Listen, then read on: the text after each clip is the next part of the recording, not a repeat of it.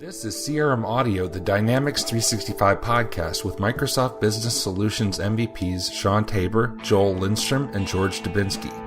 This week we are joined by Tony Stein from Dynamics Communities to talk about the upcoming CRMUG Summit in Nashville, Tennessee. But first, do you have data? If you do, you need KingswaySoft. KingswaySoft is a leading integration solution provider offering software solutions that makes data integration affordable and painlessly easy. Thousands of enterprise clients from over 70 countries and regions rely on KingswaySoft to integrate data with various business systems in order to drive their business efficiency and fully leverage their information assets. KingswaySoft works easily within the SSIS platform to make your integration processes as quick and easy as possible. Many of the clients have seen 3 to 10 times greater data integration performance after switching to the SSIS integration platform. We'd like to thank KingswaySoft for sponsoring CRM Audio, the Dynamics 365 podcast. Later on, we'll have special guest Tony Stein from CRMUG joining us, tell us all about the excitement that's going to be happening in Nashville. And Sean, I'm planning a great agenda. You're going to get a tour of the Johnny Cash Museum, maybe some other historic landmarks there in Music City, along with the great sessions at CRMUG. I am very much looking forward to that. The tour of the Johnny Cash Museum is not part of the official CRMUG schedule, but it's high on the list. It really should be. It really should be. Well, I feel like our CRM Audio Network has exploded. I don't know. How do you feel? Yeah, it's a full-on network. It is a full-on network. I mean, you're practically the CRM version of Chris Hardwick. So, because you're in like every conference, that guy is podcast. Everywhere. Yeah. I mean, he's on game shows on NBC now. Right. Does he have to be on everything? Apparently somebody in the network infrastructure believes that to be the case. Yes. So it's probably a plot by the Illuminati somewhere. I'm sure. But yeah. Anyway, well, the good thing is if you don't like me, now you have a whole choice of shows that I'm not part of. That's true. Such as your At Your Service or Mark Smith's CRM Practice. And next week, big news, we got another new series. So it's like the new TV series. This is the new podcast series. Mm-hmm. Our friend Matthew C. Anderson and MVP Britta Scampton are going to be doing one about CRM implementations. So I really think, when we started this, people asked me, like, how are you going to get something to talk about every week? But, looking at it, there's so many different facets, the development side, the business side, the implementation side, security, running your business. You really can go deep, and you with field service and project service and customer service, you've got the never-ending source of topics there. Yeah. I'm really excited about really what the network's doing because, back in the beginning, we were really trying to cover all bases with just CRM audio, and that's hard to do in a 45 minutes to an hour and really be able to talk with substance, right? We got great response, which was outstanding, and we have quite the following now, which I'm really appreciative of all our listeners. But now with these other quote unquote channels on the network, we can really spend the time that's needed to talk about these different areas. I mean, think about it. A year ago, Mark Smith's podcast would have been 30 minutes talking with Mark, enjoying his crazy little accent, and then that'd be it. It'd be an episode, right? Right. Now he can go into all the different nuances about practice management, how to succeed in managing a practice, the pitfalls and troubleshooting of implementations that Britta and Matthew's going to go through.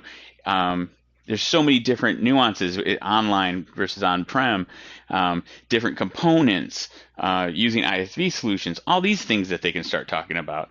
Right. With At Your Service, we're going to go into depth about not just what is project service or what is field service, but we're going to do things like go in depth about unified scheduling or talk about, why is there an agreement and what does it do?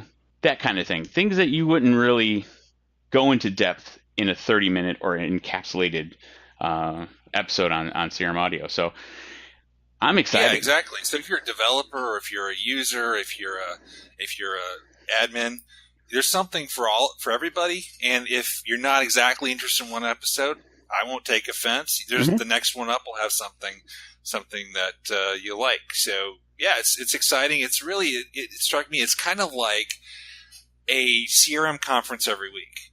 You know, because you got a variety of things. You can kind of pick and choose the topics that you want, and you could skip the ones you don't, and know that we're probably going to have an episode every 3 day, every 2 to 3 days. We're shooting to have 3 a week, and rotating on every series will have an episode about every 2 weeks. So that should work out well. Here's a question for the listeners. Should we keep all the old episodes? Because, you go back to episode 1 through 20, they're kind of rough. And they are. I noticed from the stats, we got 100 and some downloads of episode 1 last month, which made me really wonder. Those people must be interested in CRM 2015 OneNote integration or something. But, so here's what I'd like to hear from you. I'm fine with keeping all the old episodes for posterity, but now that we're at episode 101, 102, do you think we should keep the old episodes, or should we sunset them after a year? So just let us know in the comments. That would be great. Or you could let us know at isn't it voice at crm.audio? Yeah. There's a few episodes we're not sunsetting, like the one where you fell asleep recording it at MVP Summit. That's tired, classic. Man. Yeah. But one. I'm just throwing it out there to see if George actually listens to ones that he's not on. One thing I would like to see, and maybe it's just an every now and then series, maybe once every couple months or once a month or something like that. Wouldn't it be cool to have George run a developer forum to talk about the different things that developers can do with the SDK, whether there's an SDK update or, web API, going into depth, really down and dirty with that, I think that would be interesting. So you want to bring back the feature where George reads code? No, I want to get him in a room in a virtual room with people like Daryl Labar and, and other developers, that can give him a run for the money, where he's not just the George stuff. You want to see a developer fight? Yeah, that'd be fun once a month. Yeah, it's always fun. Yeah. All right, so that's enough talking about ourselves. CRM news this week. There was a blog post on the CRM team blog since our last episode. Anyway, it wasn't this week, but clarifying Dynamics Marketing Sunset, and apparently there still are some customers who actually use it. Yep. I would love to hear who those are. They're probably legacy people that it got converted to Dynamics Marketing. They've always been on it, probably. Yeah, maybe they're marketing pilot people or something. Right. All right. So it's interesting, though. They gave more details about you got until spring of 2018, and then it's going to be shut off. But also clarified the functionality that is included in the Dynamics 365 for Marketing Business Edition. And the checklist is pretty complete. There's a couple things. The two things on the checklist, the two features it didn't have, were marketing resource management and multi-channel campaigns. Not that that's never going to happen. The things that are in it that aren't in Dynamics Marketing are LinkedIn channel, webinar support, and customer insights support. I'm not sure exactly how this leverages 360. I think what that is customer insights can segment customers. So I'm taking that to mean you apparently can take that and build maybe marketing lists from it. I don't know. Well, and with the resource management, we're, like I said, we're going to talk about this on the At Your Service podcast, but with unified scheduling, theoretically, if you have field service or project service, you could leverage unified scheduling to manage that marketing resource management, theoretically. So that might fill a gap if you're a field service customer. There's a question, a Q&A part at the end. Can Microsoft Dynamics Marketing customers transition from Dynamics 365 for marketing? There's a couple paragraphs under that, but I'm going to summarize. You can, but you're going to have to start over. Yep. Yeah, and I think with the multi-channel campaigns in the blog post, there's sub areas that are all covered with Dynamics 365 for marketing. So I think you're okay with the multi-channel campaigns. I think the only thing that's really not there is the marketing resource management. So what a good salesperson would do is try and convince their customers why they don't need to do multi-channel campaigns. You don't want those multi-channels. Watch one channel at a time. Or say, you know what would be really a nice dovetail? Project service. So you could really manage your marketing projects. And then you get the resource management. Exactly. Well, joining us now is our good friend from Dynamics Communities, Tony Stein. Hello, Tony. Hey, thanks, Joel. Great to be with you guys. How are things coming along for Summit 2017? They're coming along very well. It's a harvest season for a lot of folks in the Midwest, and it's event season, as the Microsoft world kind of ramps into their new fiscal year. And with the user group communities, fall tends to be that event season for so many partners and customers and Microsoft. We are less than 5 weeks away, as we speak now, and it's going to be a lot of fun, but it is busy prepping for this event, which continues to grow each and every year. So what's going to be different this year than previous years? I mean, it's every year it grows and gets bigger and bigger. So what can we expect? What do we expect to be new, and what can we expect to be the same from last year? Well, let's. If I had to think of things one of the things that I would say is new, and this was a practice we started to implement as of last year, in the last year and a half. This is my 6th summit that I've helped produce for the user groups and kind of what we do as a Dynamics 365 user ourselves. And when I first started doing this whole thing, we had a smaller event. I wasn't as well versed with a lot of the great stewards and great altruists out there, like the folks from CRM Audio, the tipsters, the other MVPs, the other partner members, user members. And so when we produced an event, a lot of it honestly came from me, which was not the right way to approach it. I wrote a lot of the session content, and I took, basically Hail Mary passes, hoping that this kind of suited the need of a role. What I really like about what's changed this year is that our programming committee for the event, all the folks that have a say in what we're going to do and all the content submissions that came from the call for proposals, we had 39 total people that wanted to kind of volunteer. And what those folks did throughout the May, kind of June time frame, it was April through June really, is they volunteered a couple hours of their time, and we reviewed all of the submission content, 400 or almost 500 total topics when it was all said and done. And we reviewed, we dissected, we looked at the content, we said, is this appropriate for this role, this track? And we still have 13 very prominent tracks, but what's different is that it's coming more from the user perspective than it does from some anticipated, presumed idea that I have, because I'm a user of CRM, but I'm certainly not a CRM developer or a 365 configurator. I don't administer our own environment. So I'm really happy that this came from the user's voice first and foremost. So that's a big change for this year, Joel, that I'm really happy with. The other big things we're doing, what's different about this year, is we have incorporated more content that is more of the discussion-based content. Things like Ask the Experts and roundtable discussions. There will be more opportunities for more of the kind of the networking conversation type of topics this year. I think we have nearly 30 more of those topics on kind of Ask the Experts and roundtable discussions than we did the prior year. We had a lot of presentations last year, and there will still be 67. I have a pivot chart on all of this right now. 67 presentation formats. There will be 42 how-to demonstration type formats, meaning people will show product. They will demonstrate and functionally show some aspects of the software or what they're doing. And then all those roundtable and Ask the Expert sessions that I also showcased. And then also 13 user showcase sessions. So customers will be showcasing a lot of things that they're doing. And another thing that I'm really excited about this year is we've asked a lot of our partner members to the user group. We know that a lot of the expert advice comes from the partner community. But this year, I'm really happy that a lot of partners listened and they said, hey, we're going to bring a customer on stage with us this year when we're presenting a session, no matter what it may be about.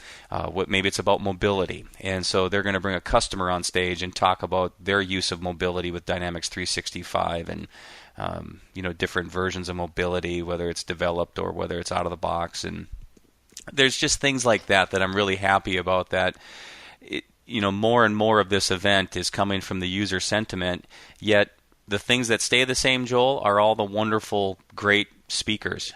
It's all the speakers, and I know a lot of you on CRM Audio are a part of that speaker portfolio.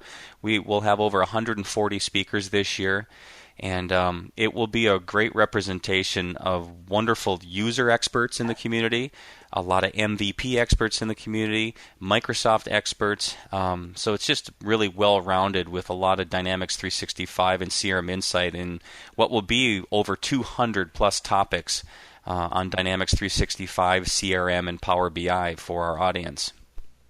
So how are you balancing like all the different versions now? Because every year that becomes more of a challenge. You still got some people back on 2011 and then 2013, 2015, 2016. Dynamics 365, some people, a lot of people are on 8.2, but there's still some that are on 8.1 online. You'll have people who are going to be just about up, ready to go to V9. How are you balancing it? And do you have metrics showing, like, based on the user population here in the user groups, what the distribution is? I do. I haven't consolidated it yet for this year. Right now, we have a little over 1,000 people already registered for the event, and we're targeting to get to about 1,800. And in our own environment, when people register, it's through our own portals, and they're going to let us know what version they're currently using. Most do. As of last year, Joel, there was 14% of the attendance on 2011. There were 19% of the attendance on 2013. 22% were on 2015. 22% were on 2016. And only about a fifth, 20%, were on Dynamics 365 of last year. But I don't know. I think you guys have heard as well. But I've heard a sentiment throughout the user group community that so many more people are in the process of upgrading this year. So I think those percentages will continue to shift more towards later versions, and certainly Dynamics 365. And I anticipate the upgrade track this year will be well attended by a lot of administrators and project owners. Are you guys hearing that as well? A lot of people anticipating an upgrade to the latest and greatest, or on the move?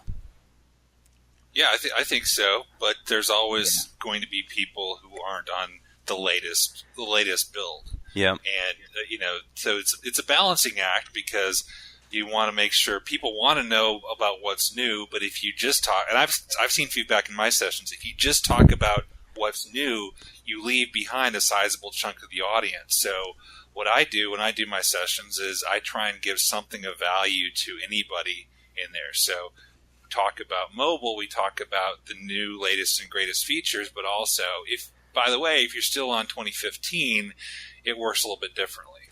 Try and balance that. And, so I've got one about voice of the customer surveys, and I'm sure there's going to be people in there that aren't online or don't have that yet.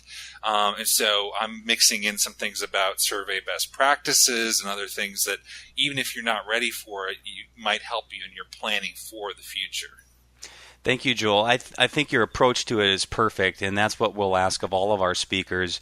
I just shared with you how fragmented that attendance audience is. It is literally cut into fifths almost, between older on-prem versions. And I know even when I share some of this information with Microsoft folks, people that are curious of who's attending, I think even Microsoft at times is surprised at how many customers are still on on-prem versions of older versions of Dynamics CRM. And maybe they assume because they're on software assurance, they'll just naturally upgrade. But as you guys all know, it doesn't always happen that fast. And people are still refining and perfecting their own environment as best they can. So it is a tough challenge to balance the product versions inside of the content. I think your approach, Joel, and all of our speakers should be in that same line of thinking, that in any given session, whether there's 80 people in a room or 30, you're going to have a very fragmented audience on what people are using. Some people are curious to voice of the customer, like you said, as an example, but then there will be There are some sessions that are very specific, of course, to product versions, features, capabilities that you all know only apply to a couple versions and not the older versions. So a lot of that is I think speakers do a great job of explaining those things in their session title and the session description to articulate that for folks. So if people pay attention to that, they should have an idea of what that session should be sharing, and speakers should be cognizant of a wide array of deployments in their audience. So George, I think we need a session about the CRM 3.0 redeployment tool. What do you think? Tony, I did have a question for you. It's encouraging to see the number of discussion forums increase.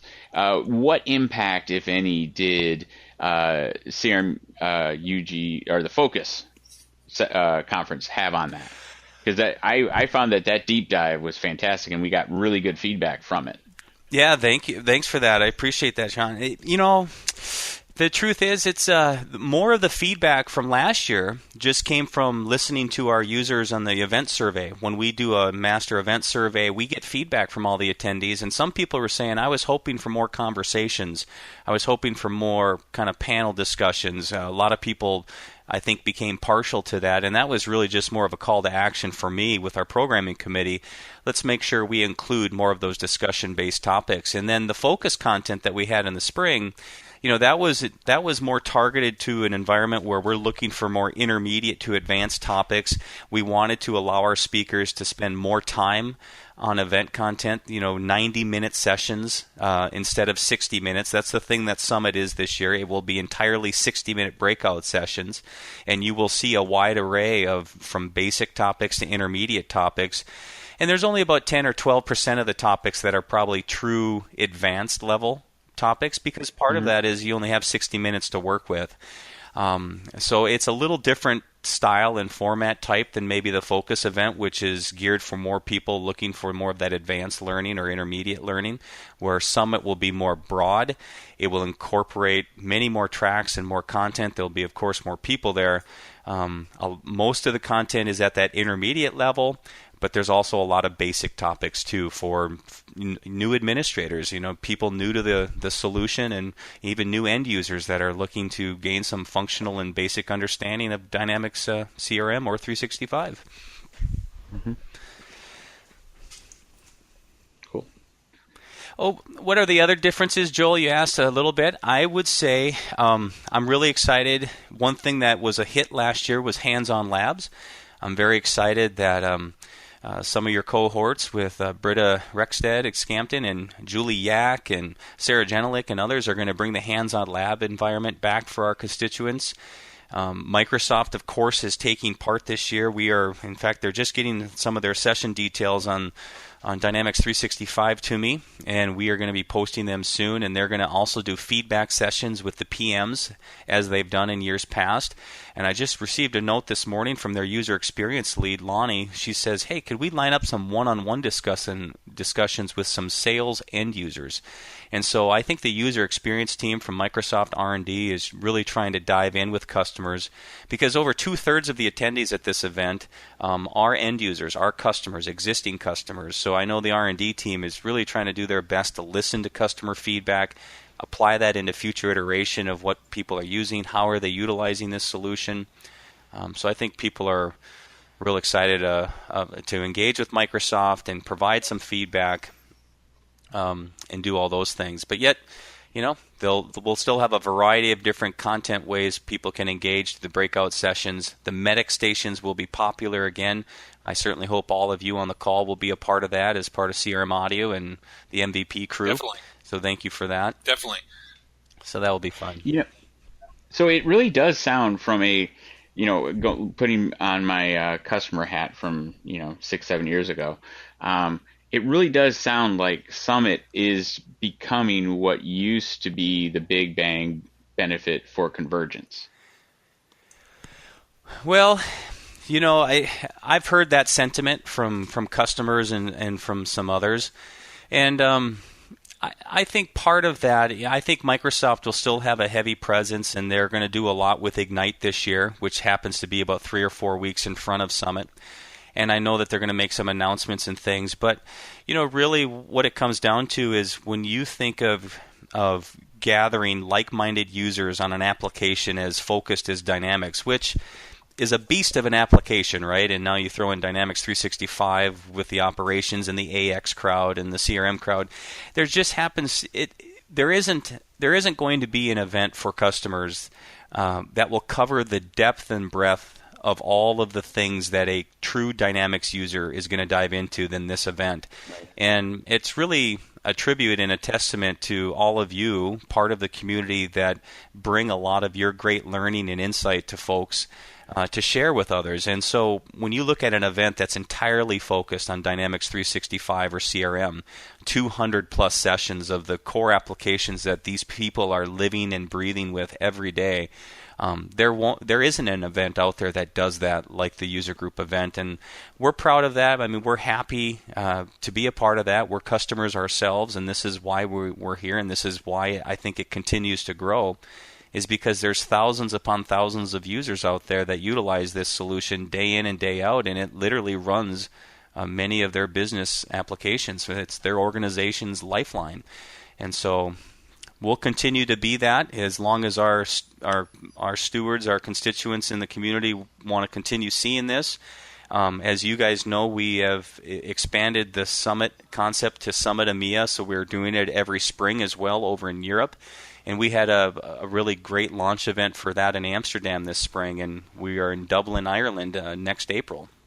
So, I think the user community speaks to the notion that they really want some hands-on learning with Dynamics 365 CRM. They want to connect with others and network and learn from one another, and that really just serves the mission of the user group. So I would say that sentiment's fair, absolutely, and we'll continue to fill that if the customers would like that, because this is who we're here to serve. So if somebody's listening and they've never been, and they're maybe going the first time, what's maybe your top 3 tips for people to get the most out of it? The first tip is to maybe attend our first timers welcome social. Anybody that has never been to Summit before, on Tuesday night before the Welcome Expo reception starts at 5, from 4 to 5 o'clock, if your flight gets in early enough, if you're able to attend, we're encouraging all first-time attendees to come to a little social, and that is just to rub elbows with people a part of our programming committee or board of advisors and others, speakers included, just to say, welcome to Summit. If you have any questions on preparing for this week, because Wednesday, Thursday, Friday, I know from my vantage point becomes a blur. I'm sure it does from a lot of you that are sharing in some of those breakout sessions. There's a lot of work that goes into that, and a lot of people put in a lot of effort. So I would come to the first-time social reception. Next, I would make sure that you would write down if there are 4 or 5 takeaways that you absolutely need to find answers to, solutions to.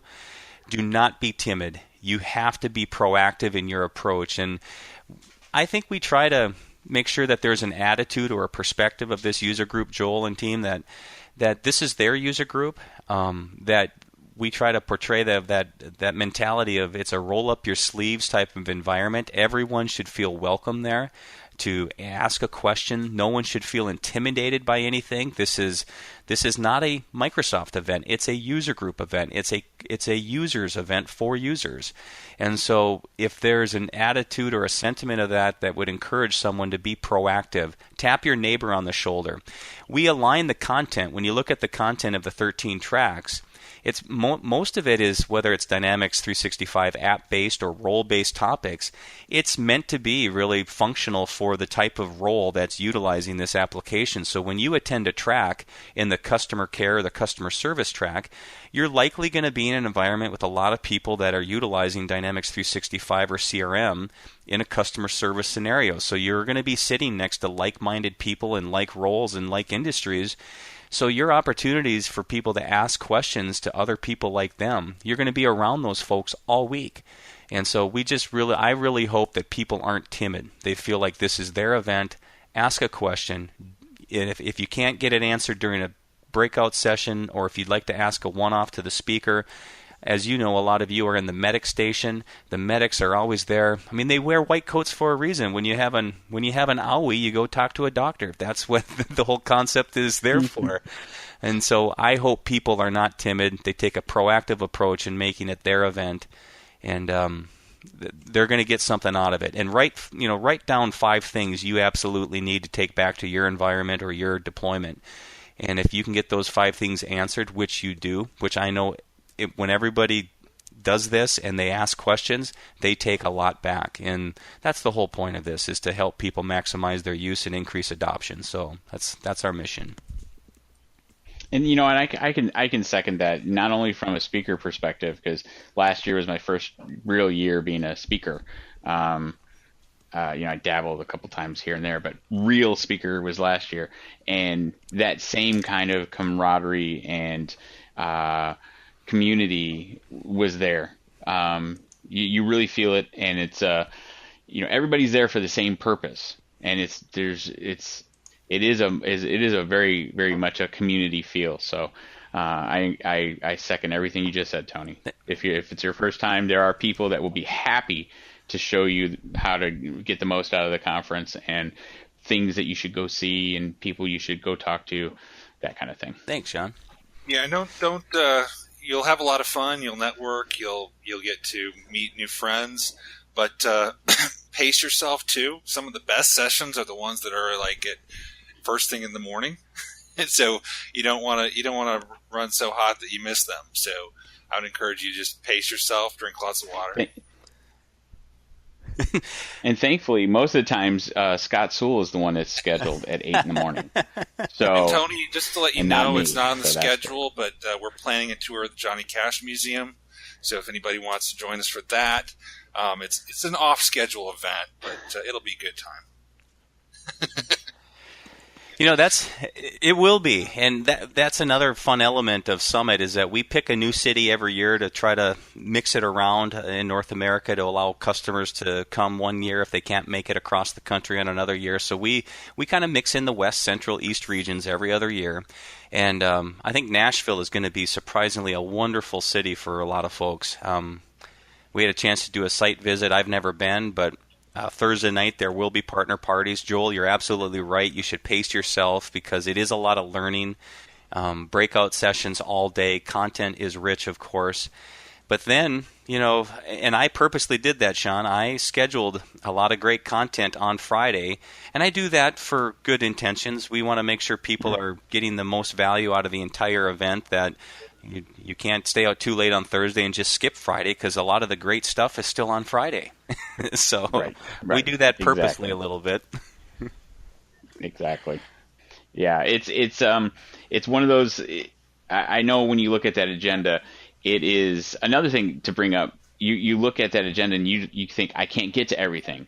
But one of the great benefits for those of you who may not have come before, most of the content, if not all the content, correct me if I get that wrong, Tony, will be on the CRMUG site after the conference. So even if you don't get to a session, you'll be able to get at least the slide deck, the presentation deck, and you'll have all the ability to reach out to those speakers if you want more information or anything like that. Thanks, Tony, for coming on. Thanks, Sean. And talking with us. This was great, and we're really looking forward to Summit. Yeah, thanks, Sean. And George, good to hear from you too. Hope things are well out there. Absolutely. This has been CRM Audio, the Dynamics 365 podcast, with Business Solutions MVPs George Dubinsky, Joel Lindstrom, and Sean Tabor. This podcast is a production of Dynamic Podcasts, LLC.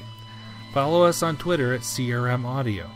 Subscribe to our podcast on Apple Podcasts, Google Play Music, SoundCloud, Stitcher, TuneIn, or any place else that fine podcasts are available. You can email us at voice@crm.audio with questions or topic suggestions. Special thanks again to our sponsors, Kingsway Soft and Alexa CRM, and thanks to Dale Simmons for providing our music.